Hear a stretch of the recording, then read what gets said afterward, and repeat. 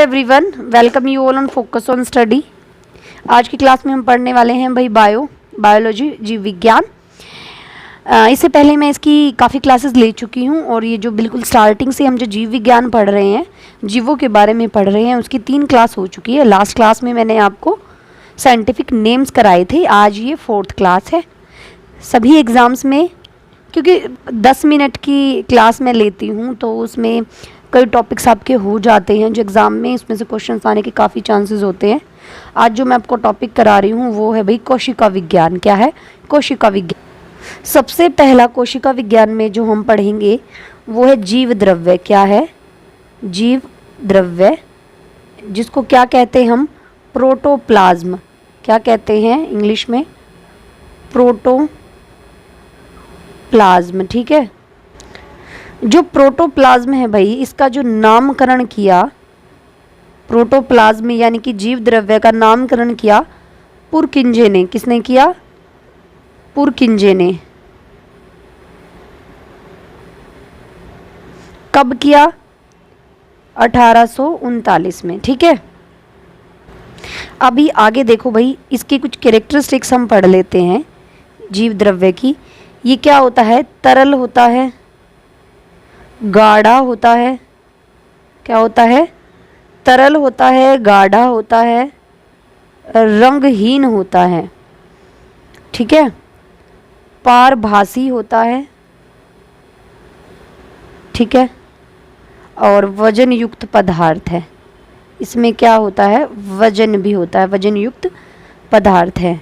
इसके बाद जीव की जो सारी जैविक क्रियाएं हैं, क्या? जीव की सारी जैविक क्रियाएं भी इसके द्वारा होती हैं। जैविक क्रियाएं करता है। इसके बाद क्योंकि ये जीव की सारी भौतिक क्रियाएं करता है, इस वजह से ही हम इसे क्या कहते हैं? जीवन का भौतिक आधार। क्या कहते हैं? जीवन का भौतिक आधार कहते हैं। आगे देखते हैं। जीव द्रव्य को 2 भागों में बांटा गया है। किस में बांटा गया है? 2 भागों में। अब वो 2 भाग कौन कौन से हैं? पहला है भाई आपका कोशिका द्रव्य। क्या है? कोशिका द्रव्य। और दूसरा है आपका केंद्रक द्रव्य। क्या है आपका? केंद्रक द्रव्य। कोशिका द्रव्य, इसको हम कहते हैं साइटोप्लाज्म, और केंद्रक द्रव्य को हम क्या कहते हैं?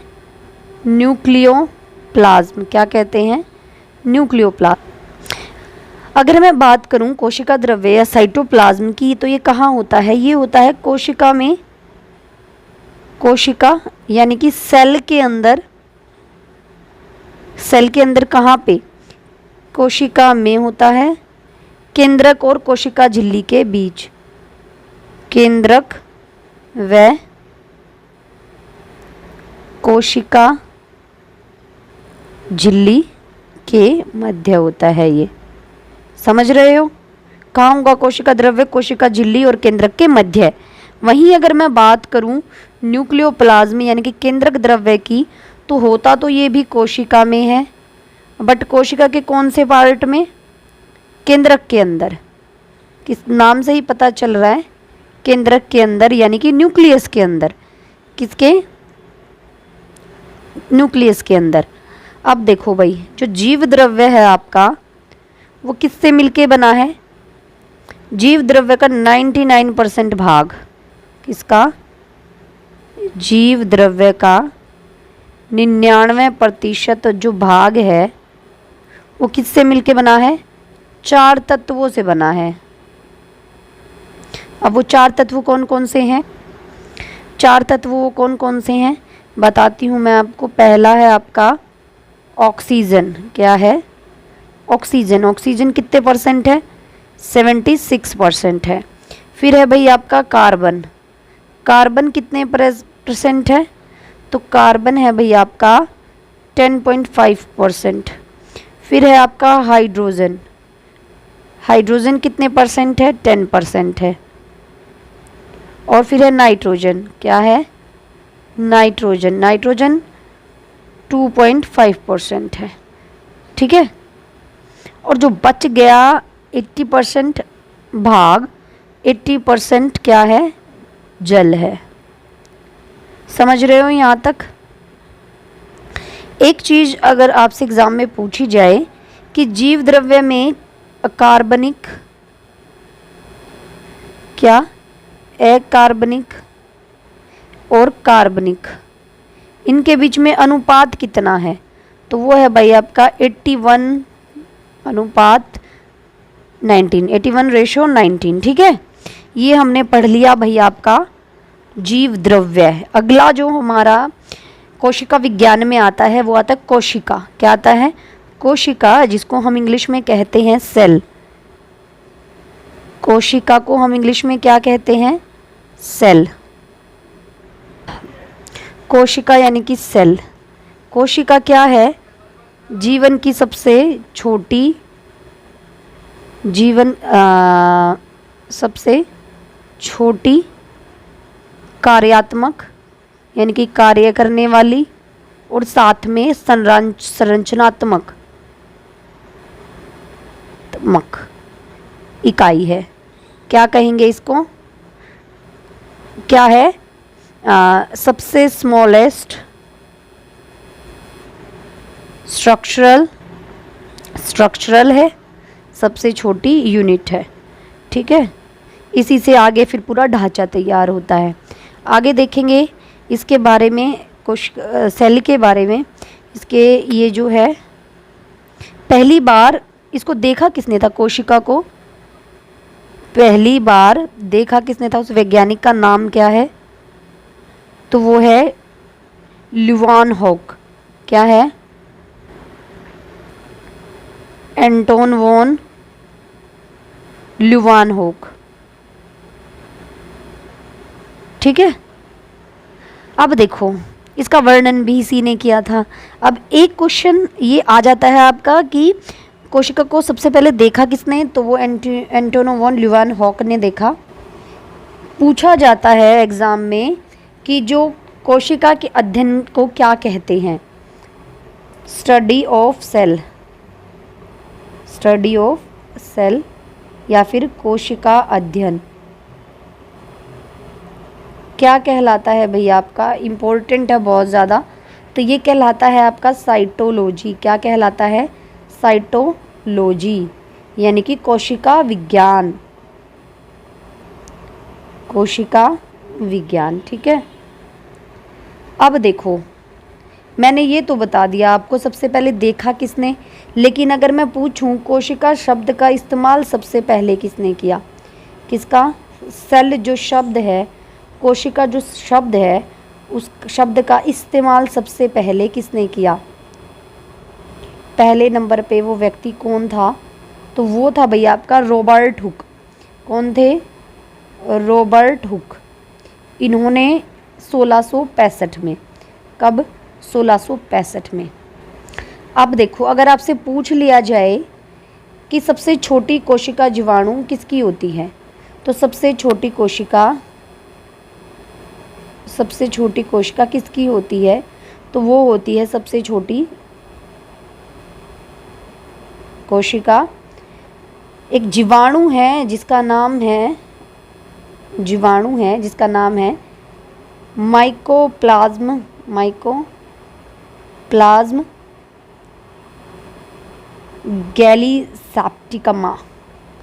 गैलीसेप्टिकमा, ठीक है। कमा नाम के जीवाणु माइकोप्लाज्म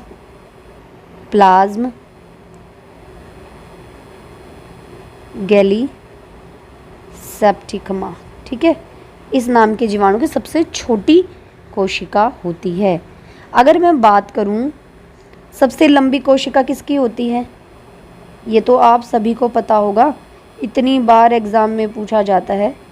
सबसे लंबी कोशिका तो वो होती है भाई तंत्रिका तंत्र की। किसकी? तंत्रिका तंत्र की।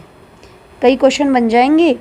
और फिर अगर आपसे पूछ लिया जाए सबसे बड़ी किसकी होती है, सबसे बड़ी कोशिका, तो वो होती है भाई ऑस्ट्रिच के एग की, शुतुरमुर्ग के अंडे की, शुतुरमुर्ग का अंडा। आपने एक चीज़ नोटिस की, इसमें दोनों अलग अलग है, लंबी और बड़ी में फ़र्क है। लंबी तो तंत्रिका तंत्र की है और बड़ी ऑस्ट्रिच के एग की है। इसके बाद भाई अगर आपसे पूछ लिया जाए कोशिका सिद्धांत, किसका, कोशिका सिद्धांत के बारे में अगर आपसे पूछ लिया जाए तो वो किसने 1838-39 के दौरान एक साइंटिस्ट हुए जिनका नाम था, क्या नाम था जिनका, मैथियस स्लाइडेन। कौन थे? मैथियस स्लाइडेन के साथ में थियोडर स्वान। कौन थे? थियोडर स्वान। इन्होंने कोशिका सिद्धांत दिया, लेकिन ये नहीं बताया कि कोशिका का निर्माण कैसे होता है। ये क्या नहीं बता पाए, क्या बताने में फेल हो गए?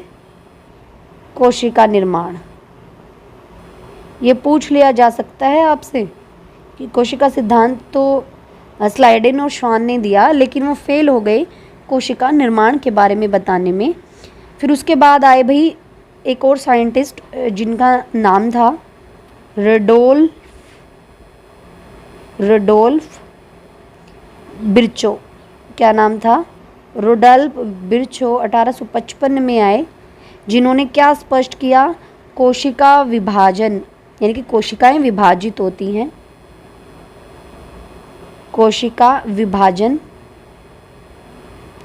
और साथ ही साथ इन्होंने कि जो नई कोशिका है उसका निर्माण कोशिका विभाजन से होता है। नई कोशिका का निर्माण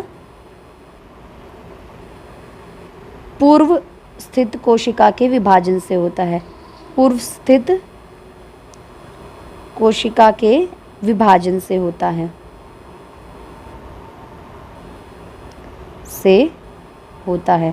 समझ गए आप मेरी बात यहाँ तक? अब मैं अगर आपको बताऊं कोशिका सिद्धांत की कुछ बातें इम्पोर्टेंट, किसकी? कोशिका सिद्धांत की कुछ महत्वपूर्ण जानकारी मैं आपको दे रही हूँ इसमें। अब देखो भाई, सभी जीव व कोशिका उत्पाद से बने होते हैं। क्या बताया मैंने? फर्स्ट क्या है? सभी जीव कोशिका व कोशिका उत्पाद से बने हैं, व कोशिका उत्पाद से बने हैं। ठीक है। नेक्स्ट है आपका, ये तो मैंने बता ही दिया, सारी कोशिकाएं पूर्व स्थित कोशिकाओं से बनती हैं। कोशिका का निर्माण जिस क्रिया से होता है, कोशिका निर्माण की जो क्रिया है उसमें जो मेन क्रिएटर होता है, मेन क्रिएटर है वो है भाई आपका न्यूक्लियस। क्या है?